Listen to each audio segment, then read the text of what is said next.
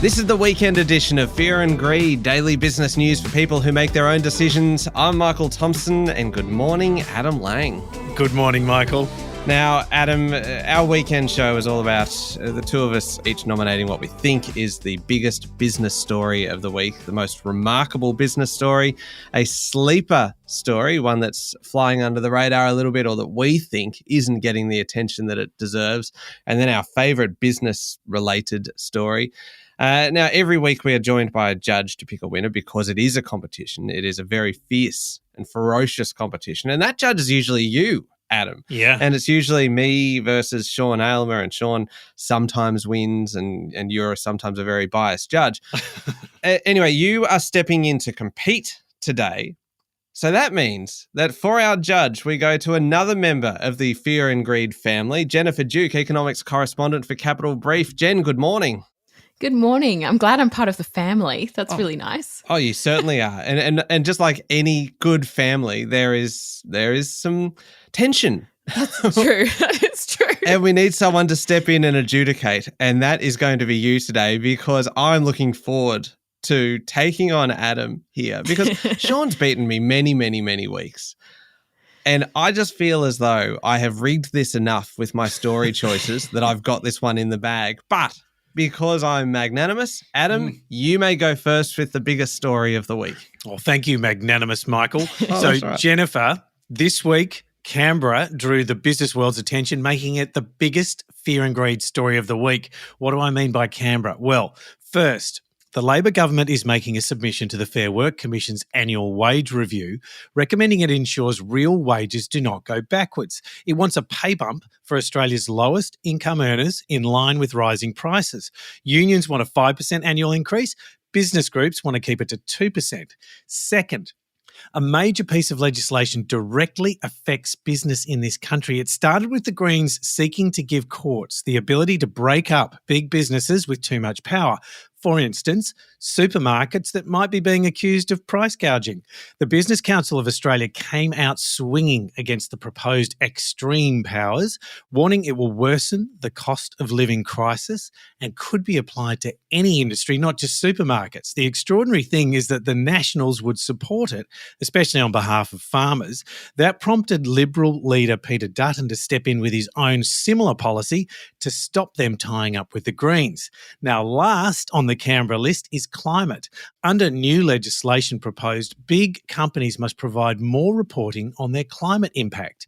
This will align us with other countries, encouraging investment in the energy transition and ensuring Australia remains competitive globally. Put this all together under the banner of Canberra and business colliding, and you've got the week's biggest story. Michael. The week's biggest stories, plural. That is an omnibus story. If ever, all called Canberra, Michael. If Canberra. ever I have heard one, and you mark me down when I do that exact same thing, and now you are doing it.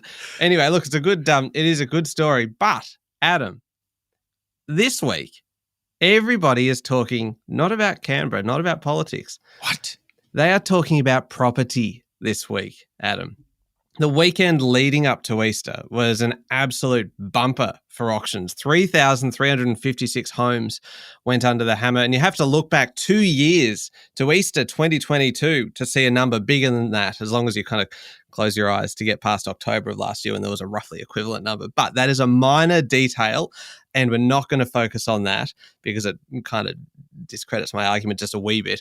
There is a lot of momentum in property at the moment, and we saw it with those auction numbers, and perhaps there's a little bit of confidence perhaps coming now from the RBA shifting away from rate hikes, and so much commentary about the next move being down whenever that might be.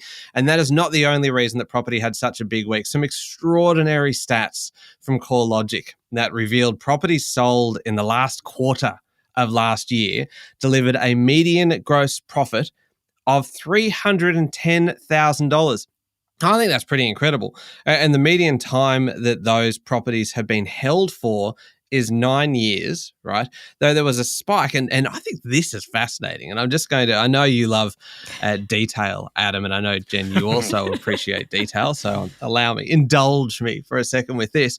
Most people are holding them for that kind of average of 9 years or so. But there was also a spike in the number of properties being sold after just a couple of years. So that means that they were bought in the pandemic boom, 2021, 2022. But what's particularly interesting from that is that very few of those properties sold, even at that peak, very few of those are being sold at a loss. Because I think it's like 6% of properties at the moment being sold in the last quarter of last year were being sold at a loss, but only somewhere like 3% of those kind of boom time properties that are now being sold again are being sold at a loss. It's just a little kind of quirk, little statistical anomaly, perhaps. And I find that fascinating. And I'm hoping that both of you also find that fascinating. And rounding out all of this property talk, and I'm coming to the end, I promise, is the ongoing political debate over immigration. A report this week found that we are tens of thousands of tradies short of what's needed to build the 1.2 million houses promised by the Albanese government. We just can't get there, but we desperately need housing supply to help with our growing population. And if I can just add in one more little element to this, it's like a Speaking of omnibus. It's not an omnibus, it's one theme, Adam. McGrath, the ASX-listed real estate agency, is being sold. It's going to be delisted. So a big business deal just to top it all off as well. You put it all together. I mean, you don't need to put it all together because it was already together. It is just one story. It is a massive, massive week for property, to the point that I'm glad for the long weekend right now, just for the real estate breather, because everything just takes a little moment where we can just relax and reflect on just how big a week it's been in property and how it really was the biggest story of the week. Jen? Oh, you guys, I was actually going to dock marks from Adam for giving us a thematic omnibus. And then you kind of did the same, Michael. So No, I feel like I can't actually judge on that aspect alone. I mean, they're both really solid big stories. I think I'm going to give it to you, Michael, only because I'm docking 1 point from Adam for forcing me to think about Canberra on the long weekend and politics. That's literally the only reason. So there you go. That's my judgment. That is amazing, because what we didn't do before we started this was ask you what you were actually looking for in these stories, because Adam usually has his criteria of economic importance and timeliness and his own personal bias and melodrama. And so, Jen, you're looking for basically any story that doesn't make you think about work on the long weekend. That's right. I mean, that's pretty much my only criteria for today's show. Oh, dear. See, I better do a rewrite. Oh, dear. Yes, It'll be a race to the bottom, Michael. All right, let's jump in then to the most remarkable story. And I might go first on this one since you went first in the last one, Adam, if that's all right. Yeah, go ahead. The most remarkable story for me this week is all about casinos in this country. And it could have a subtitle. If this was a movie, right, it could have a subtitle. It would be then A Tale of Two Companies. And then if there was another subtitle below that, that would be one company getting attacked together and one not quite getting attacked together. And that's obviously not a very good subtitle, and you wouldn't kind of use that to market the movie. But it does give you a bit of a flavour as to what this kind of story is about. Two main operators. You've got Crown Resorts and you've got Star Entertainment Group in this country. Both of them have had pretty similar problems over the last couple of years. All of these revelations of money laundering and organised crime, and they've been well documented through various state inquiries and through royal commissions. But, and this is where it gets truly remarkable, the way that these two companies have dealt with it and the aftermath could not be more different, right? We learnt this week that Crown Melbourne will retain its casino licence. The Victorian Gambling and Casino Control Commission declaring that, and I've got to quote this part because it's quite extraordinary, there was no evidence of maladministration or illegal or improper conduct indicative of the serious and systemic failures previously identified by the Royal Commission. And these failings have been addressed. Now, that is a pretty amazing turnaround for the company, which was bought by private equity giant Blackstone for $7.9 billion in 2022. Pretty amazing turnaround considering the scale of the problems that had been identified and the absolute public lashing that this company received. But head north, cross the border into New South Wales, and it is a vastly different story for Star Entertainment Group, which is in a whole world of pain still, because that company is going to face another inquiry because the New South Wales regulator says it hasn't done enough to clean up its act. And what's more, in the last week, we've seen the chief executive go, the chief financial officer go, and a couple of other executives go as well over the last kind of fortnight or so. The two stories could not be more different. And maybe, just maybe, Star Entertainment needs to look at what its biggest rival has just managed to do and perhaps try to copy it. This whole story is just remarkable. And Adam, I am completely okay if you want to just concede right now and just go, yeah, you've got it. Has that ever happened in Fear and Greed history? No.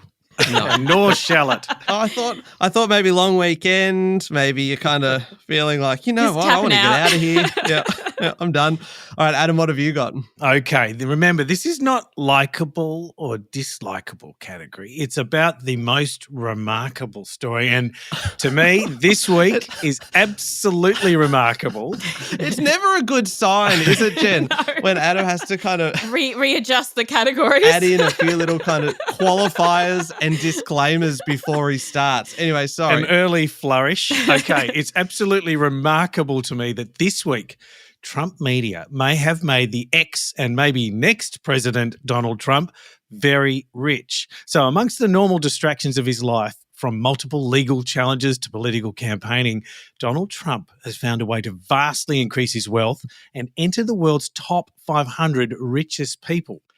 After an almost 2.5-year merger process, Trump media debuted on the stock market this week, with the stock surging 59% before settling to close at nearly US $58 a share, valuing the company at 12 billion Aussie dollars. Now, Trump owns 58% of the shares in the merged group. Now, according to Bloomberg, his last peak net worth was US 3.1 billion on the back of his real estate empire. However, Trump had his best business day on record this week when the deal went through. His net worth surged to US 6.4 billion. That's doubled. He's now among the top 500 wealthiest on Bloomberg's Billionaires Index. But there's a catch. He can't sell any of the stock in the new company yet, not for another 6 months, which means that those legal bills, some of them in the hundreds of millions of dollars, will just keep piling up. Remarkable. Ooh, this is a toughie, guys.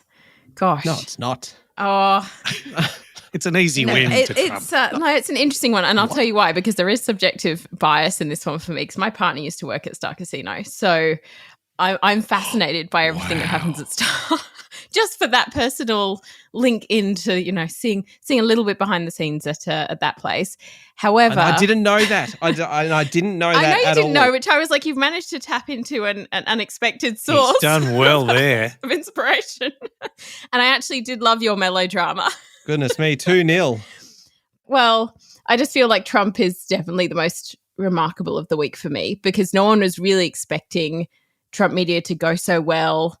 I feel like the kind of expectations of the market have been really bizarre, and we've all been kind of shocked, I think, by how the week ended up. So I think we're going with Trump for this one. So Adam, that's a win to you. Oh, gracious in accepting the victory. I was taking that as shocked silence from Michael rather than graciousness. No. That was just me trying to figure out how to be gracious. No, well done, Adam. That is 1-1. I am. Thank you, Michael. You did it. What? The graciousness? You were gracious. All right. We will take a very quick break. We are heading into halftime at 1-1, which is, I do enjoy it when it's 1-1. It makes it feel like it's very exciting, and it makes it feel like anybody could still win. Unlike sometimes where I go, it's like 2-0. 2-0 down. Yeah, which is halftime. It's really most weeks. And then when you know that after the break we've got the sleeper story, which is traditionally, not this week, traditionally my worst category. So it's always hard to fight back. Anyway, quick break, then we'll come back with a sleeper.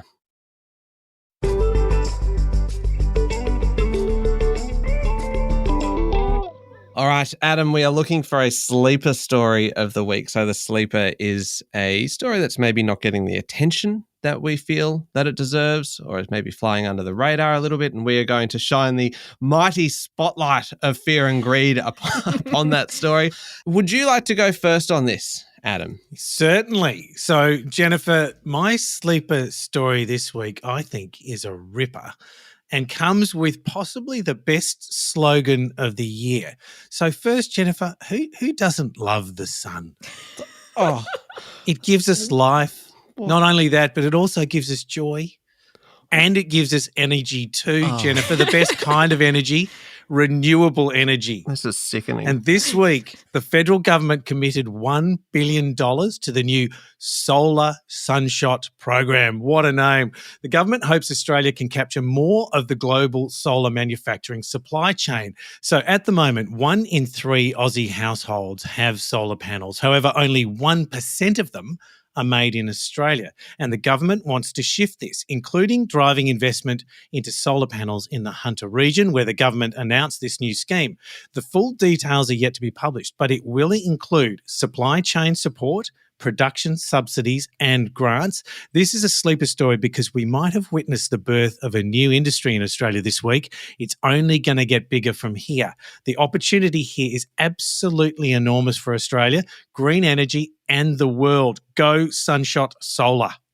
Michael.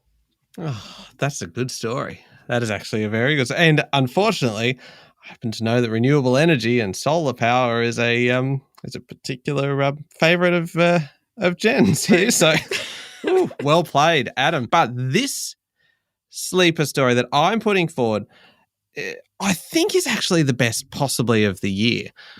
It's a sleeper story because it's only just getting underway. But just wait, because this could cause all kinds of problems for a whole lot of Australians. ASIC has started cracking down on company directors who don't have a director ID. Now, the rules changed back in 2022, requiring all directors to have a director ID, and it was quite well publicised leading up to it. And there was a kind of a deadline, I think it was at the end of November or so of 2022, where you had to kind of go onto MyGov and verify your identity and you get your director ID. So it's not difficult to do, but not everyone has done it. And now ASIC has commenced prosecution for the first time against a director who didn't. And it's not just a slap on the wrist. It's not just like a sternly worded letter or something. There are penalties, fines of more than $13,000. So this crackdown has just begun. So it is the very definition of a sleeper story. And before anyone says that this story is too niche, because Adam, I can see you twitching. Yeah, like you're actually objecting with your eyes right now. As they narrow, like your story. And no, the story is not narrow because this is broad. This is so broad. The ATO estimates that the total director population in Australia is more than 2.5 million people. Isn't that extraordinary? That 10% of our population is actually a director of a company. So, and the thing is, we're not just talking, of course, about boards of like ASX listed companies. Directors can be found in small business, self-managed super funds, not-for-profits, big sporting clubs. There would actually probably be a lot of people who didn't realise perhaps that this applied to them because it's just the structure that they've operated perhaps under for some time. This crackdown isn't just coming, it is here. And there are 2.5 million Aussies who need to check right now that they are complying with the rules, or the long, cold arm of ASIC may be knocking at the door, which is a horrendously kind of mixed, mashed up metaphor. But it just goes to show that ASIC will find you if you haven't done this. And Adam, like, you actually look bored when I'm talking. And I really should be in the pocket of interest for this one. This is you. Have you got your director ID, Adam? Of course. I think I was one of the earliest. Sorry, just to clarify, the person who's being prosecuted is not Adam. Just to make that abundantly clear. Only prosecuted by you, Michael. Yeah, absolutely. Much like I'm prosecuting this argument. It's persecuted, I think. Now, Jen.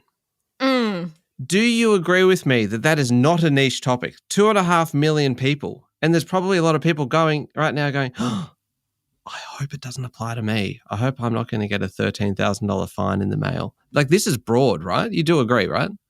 I agree that it's broad. Excellent. Thank you. With a very awkward rising inflection. What I think about this one is that is one of those worthy sleeper stories that I'm giving extra points to for worthiness, because I do feel like people really need to be very aware about it. Mm-hmm. Adam's story, I take slight issue with because I don't know that I agree it counts as a sleeper, because I feel like it got a lot of coverage this week, and our sort of transition and the role that Australia is going to play as this renewable superpower. Point of order. Well, it's one of those kind of ongoing big stories, but you're also tapping into my subjective bias. And that is kind of also leaning me into some extra points. So I think I'm going to give you guys a tie on this one, which, I feel like that's fair, don't you think?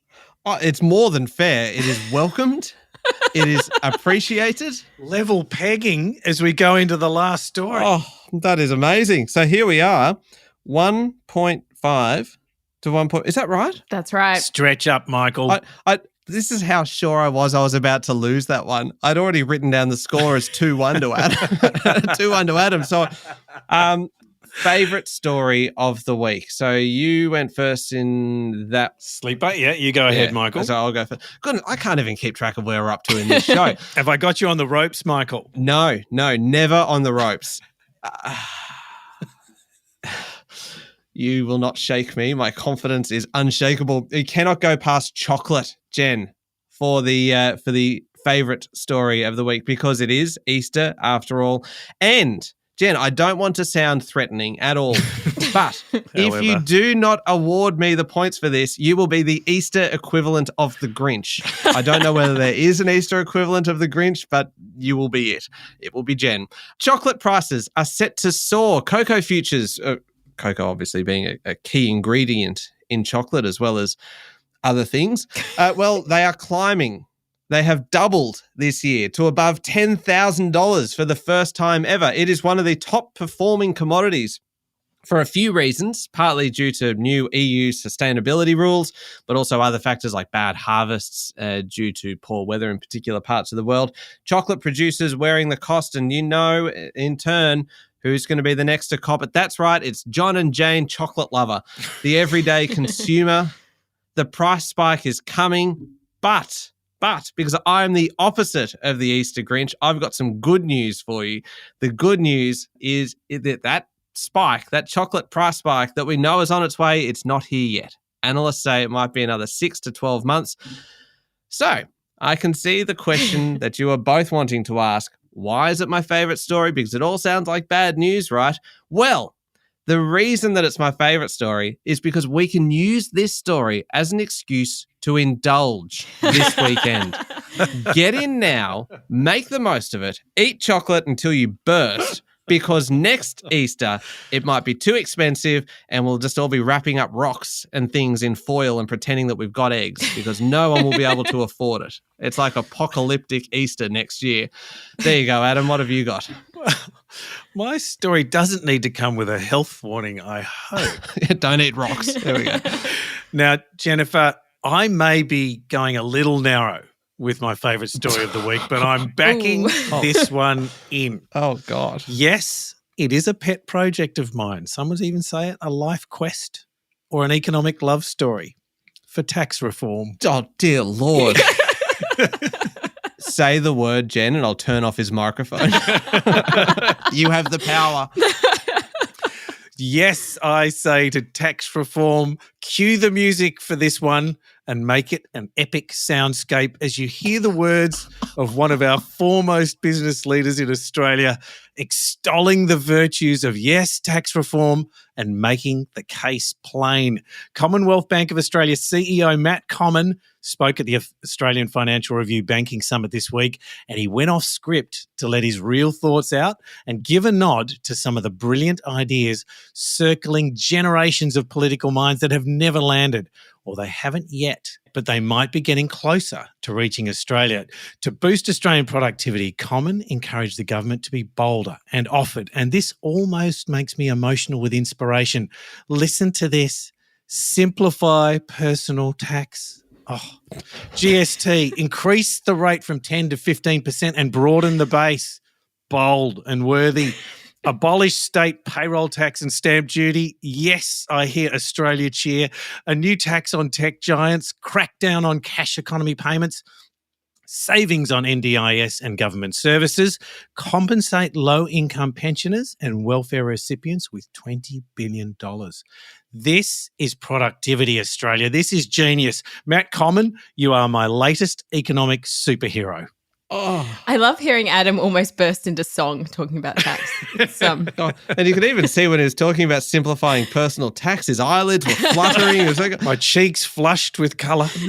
That was a full body performance just then. I've never seen you so animated, Adam. Tax reform, Mills and Boone style. Yeah. Oh, God. Just...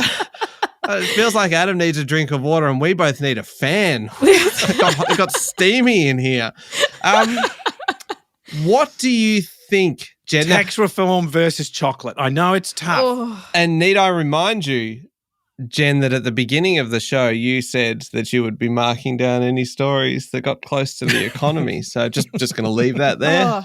Look, it's kind of funny because I texted my dad this morning and I said to him, "What are you doing for the rest of the weekend?" And he said, "I'm waiting till it's Monday so I can buy clearance chocolate." I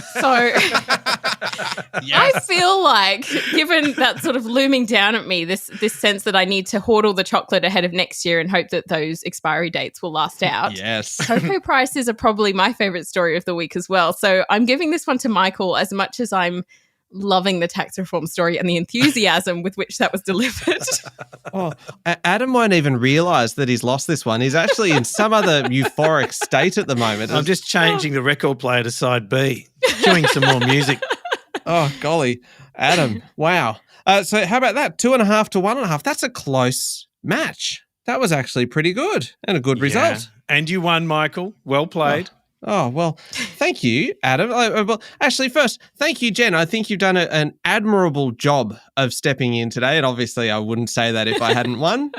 But I thank you very much for your time today and for your wonderful judgments and for giving us a new set of criteria to work to that you didn't reveal until after the first category. The public holiday rule. That's what you've got to call it.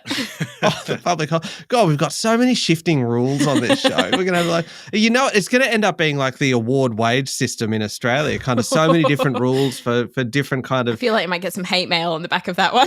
Yeah, possibly. Thank you very much, Jen. Thanks so much, guys. That was Jennifer Duke, economics correspondent for Capital Brief. And thank you, Adam. Thank you, Michael. Make sure you're following the podcast. Join us online on LinkedIn, Instagram, X, TikTok, and Facebook. I'm Michael Thompson, and that was Fear and Greed. Have a great weekend.